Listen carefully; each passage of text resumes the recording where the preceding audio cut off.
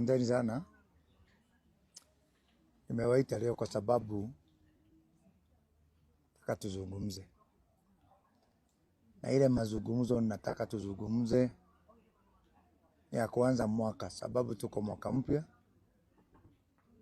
na huu mwaka sio mwaka wa kawaida. Siasa yote ya Kenya na mwelekeo wa Kenya kutoka hapa kwenda hapo mbele ni ya mwaka huu. Next year ni cover up peke yake. So sana sana katika eneo letu, eneo la Mount Kenya, nimeona ni muhimu niwajulisha ya kwamba huu ni mwaka wa kujipanga, na ni mwaka wa kujipanga kwa sababu maeneo mengine yote yatajipanga.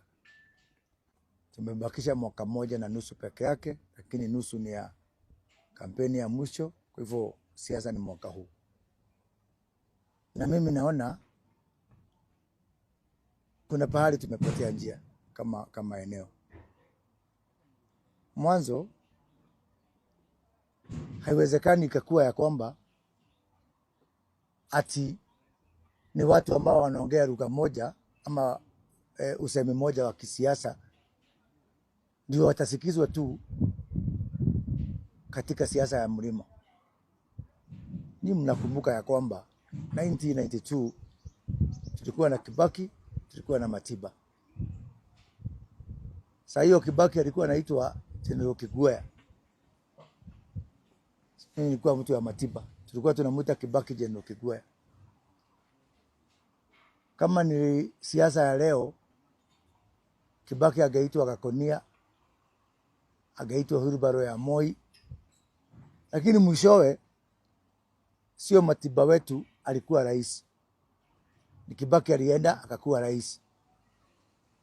Kama angekuwa amemalizwa na hiyo siasa ya Gakonia, sijui Kunda Ngutume, Kibaki hangeendelea kuwa rais.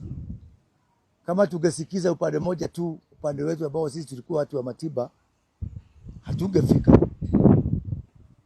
Na so ni muhimu kila mtu asikizwe, tuchanganye maoni yote. Haiwezi kakuwa ati wewe mtu mmoja ndio uko right. Kwa sababu hata Matiba tukisema kama sio Matiba, wengine wote ni Gakonia. Mwisho mtu aliyekuja kuokoa mlima na kuokoa Kenya ilikuwa Moi Kibaki, sio Matiba. Ndiye alifamaliza hiyo kazi. Kusonga mbele, Uhuru Kenyatta akakuja. Pia yeye tulikuwa tunamuita Gakonia ya Moi. Mimi nakumbuka mimi ndio nilianza vita ya kupiga Uhuru Kenyatta 1997. Aliposimama mbunge ya Gatundu. Mwishowe sio mimi nilikuwa rais. Mwenye alikuwa rais miaka 10 ni Uhuru Kenyatta. Kwa hivyo hawa watu kama tungewapiga tuwamalize wakati huo, hawangekuja kuokoa mlima yetu, hawangekuja kuokoa Kenya yetu. Na kwa hivyo ndio tumeona kwanza watu wakumbuke kitu kimoja. Uchaguzi ya 2027 itakuwa na candidate watatu kwa ballot. Mmoja anaitwa William Ruto, mwingine anaitwa Kalonzo Musyoka, mwingine anaitwa Fred Matiang'i. William Ruto sio Kamau, Matiang'i sio Njoroge, Kalonzo Musyoka sio Kimani. Wote sio wa jamii yetu. So sijui kwa nini watu wanakuwa excited. Sio ati kuna mtu mmoja wa eneo letu anasimama. Kwa sisi wote, wengine atakuwa anaona afadhali Matiang'i ako sawa, hakuna shida. Mwingine ataona Kalonzo ako sawa, hakuna shida. Wengine wataona William Ruto ako sawa, hakuna shida. Ikumbuke ya kwamba eneo letu kwa wakati huu hakuna mtu hata mmoja ambaye anaweza kuwa na ushindi atasimama kura ya rais na ashinde. Kwa hivyo tunapigania bure. Na kuna haja ya kila mtu akuwe na haki ya kufanya hesabu yake kulingana na vile hesabu inamuonyesha. Kwa sababu kama tukisema kwamba unaacha mtu ya kabila yetu ndio uchague mwingine, hiyo ni kitu kingine. Lakini mtu ambaye mwenyewe hawezi kusimama, kuna mmoja wao ambaye ako impeached, hawezi kusimama. So kama Rigathi Gachagua akaniambia kwamba anaweza kuchaguliwa, hiyo ni kitu kingine. Naweza kukaa chini na yeye nimuulize, unatupeleka wapi? Mwenyewe hasimami. Mwenyewe hata hajatuambia ni nani huyo ambaye tutamuunga mkono sisi kama eneo. Na mwaka huu ndio mwaka wa kujipanga. Hakuna mtu mmoja ambaye atatupanga sisi zote. Hii ni soko huru. Watu wa Matiang'i wapewe haki yao. Wasiitwe Wheelbarrow ya Matiang'i. Watu wa Ruto wasiitwe Gakonia ya Ruto. Kila mtu asupport mtu, kwa sababu hakuna mtu ambaye ako na namna. Sasa tunamalizana hapa vile tukimaliza Kibaki 92, vile tukimaliza Uhuru hapo mbele 202, kumuita Gakonia ya Moi.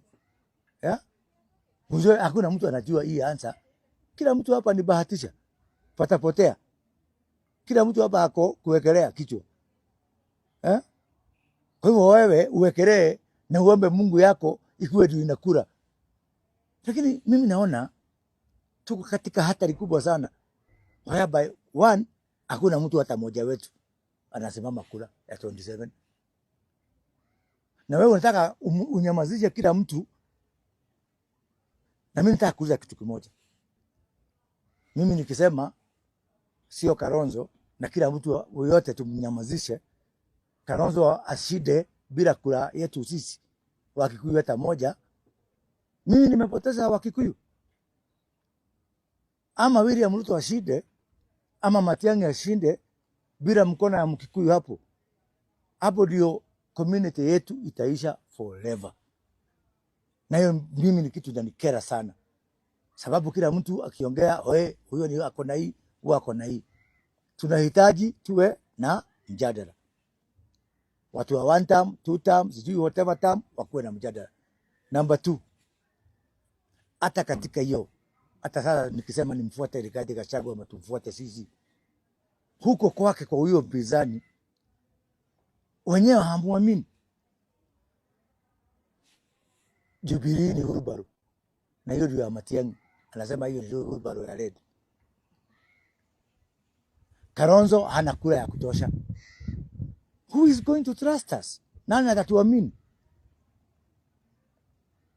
Kila mtu ni mbaya. Kalonzo ni mbaya, hana kura ya kutosha. Matiang'i ni mbaya, ni Wheelbarrow ya red. Moses Kuria ni mbaya, ni Gakonia ya Ruto. Ndini Nyoro ni mbaya sababu ati haja amaliza kusema kama anafuata Rigathi Gachagua.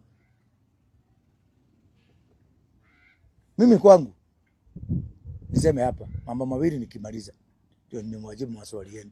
Kwangu mimi nataka kumsupport William Ruto kwa sababu moja peke yake.